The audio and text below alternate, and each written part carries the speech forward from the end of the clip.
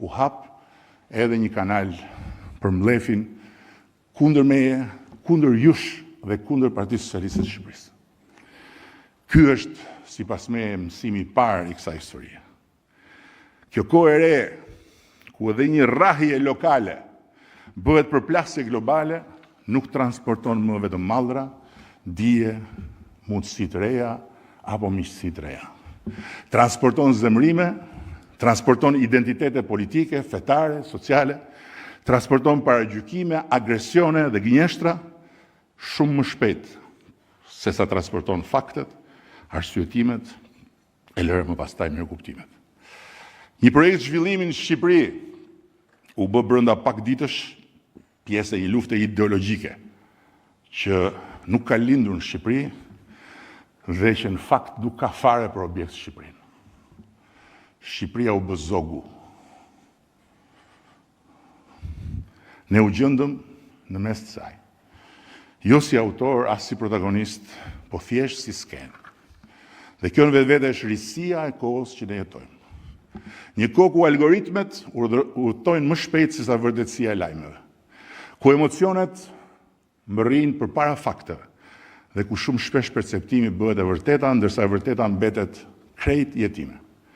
Kjo është një histori paralajmëruese, jo për mandatin tim, as për mandatin e kësaj shumice qeverisëse, po për demokracinë në epokën e algoritmit, si dhe për nevojën që ne të parët, me përgjegjësinë e atyre që kanë mandatin të udhëheqin Shqipërinë, ta lexojmë këtë histori sa më drejt për të qenë të përgatitur sa më mirë. Për çfarë vjen më tutje? Sepse ky është vetëm fillimi. Kjo kohë ka sjellë të mekanizëm të ri në jetën tonë dhe përballë vështirësisë për të parashikuar zhvillimin e këtij mekanizmi, ne mund të bëjmë vetëm atë që bëhet kur për të kuptuar politikën sot, në njëherë është mirë të largohesh pak prej saj dhe të hapësh librat e historisë. Dhe ka shumë nga kjo e sotmja që filozof, sociolog, psikoanalist dhe historiane kanë përshkruar kohë më parë se sa të vinim ne dhe pas nesh të vinte Facebooku, Instagrami, TikToku.